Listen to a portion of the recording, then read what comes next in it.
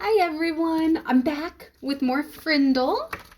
We are ready to read the next chapter, chapter 6, the big idea. Remember yesterday when we read chapter 5, Nick gave his report and used up the whole class time, and then they still had to do all of their work. Mrs. Granger had him figured out. So let's see what happens next. Chapter 6, the big idea. 3 things happened later that same afternoon. Nick and Janet Fisk had missed the bus because of a school newspaper meeting, so they walked home together. They were seeing who could walk along the curb without falling. It took a lot of concentration, and when Janet stepped off into the street, Nick said, "That's 3 points for me." Have you guys ever done that? I've done that, trying to walk along the curb. But Janet said, "I didn't fall. I saw something. Look." She bent down and picked up a gold ballpoint pen, the fancy kind. That was the first thing, Janet finding the pen. They got back on the curb and Nick followed Janet, putting one foot carefully in front of the other on the narrow concrete curb. While he stepped along, he thought back over the school day, especially about his report, and what Mrs. Granger had said about words at the end of the period, finally sinking in. That was the second thing, understanding what Mrs. Granger had said. She had said, "Who says dog means dog?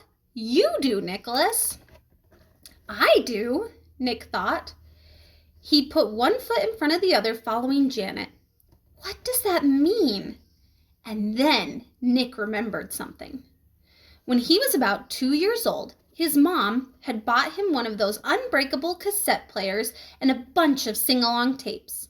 He had loved them, and he had played them over and over and over again.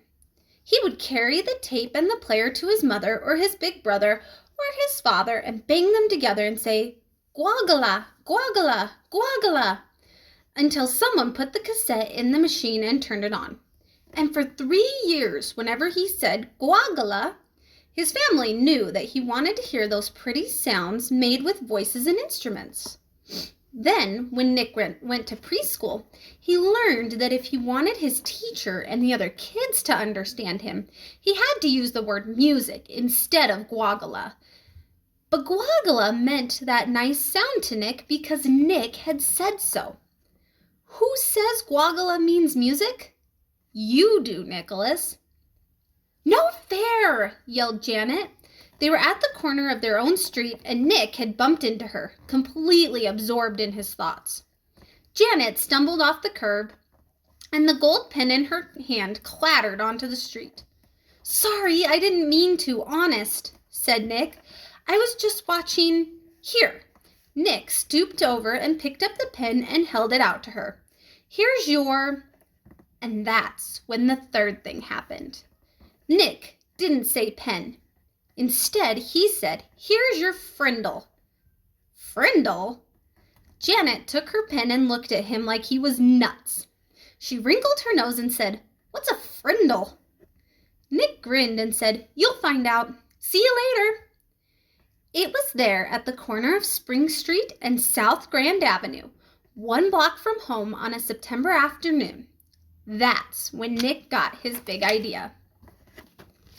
Here's a picture of Nick and Janet holding up the pen. And Nick just called it a Frindle. What do you think he's doing? Kind of crazy. And by the time he had run down the street and up the steps and through the door and upstairs to his room, it wasn't just a big idea. It was a plan. A whole plan just begging for Nick to put it into action. And action was Nick's middle name. The next day, after school, the plan began. Nick walked into the penny pantry store and asked the lady behind the counter for a Frindle. She squinted at him. "A what?" "A Frindle, please, a black one." And Nick smiled at her. She leaned over closer and aimed one ear at him. "You want a what?" "A Frindle." And this time Nick pointed at the ballpoint pens behind her on the shelf. "A black one, please."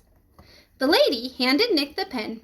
He handed her the 49 cents and said thank you and left the store. 6 days later, Janet stood at the counter of the penny pantry. Same store, same lady. John had come in the day before, and Pete the day before that, and Chris the day before that, and Dave the day before that.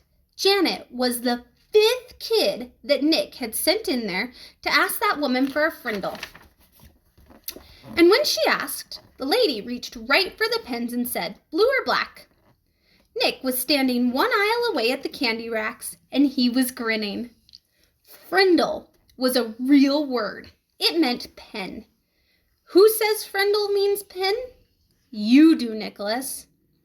Half an hour later, a group of serious 5th graders had a meeting in Nick's playroom.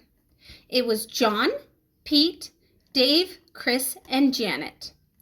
Add Nick, and that's 6 kids, 6 secret agents. They held up their right hands and read the oath Nick had written out. From this day on and forever, I will never use the word pen again. Instead, I will use the word Frindle, and I will do everything possible so others will too. And all 6 of them signed the oath with Nick's Frindle. The plan would work. Thanks, Mrs. Granger. Oh, all right. We'll have to see how well that spreads. Let's see if we can get everybody saying Frindle. I hope you guys enjoyed, and I will see you next week with Chapter 7.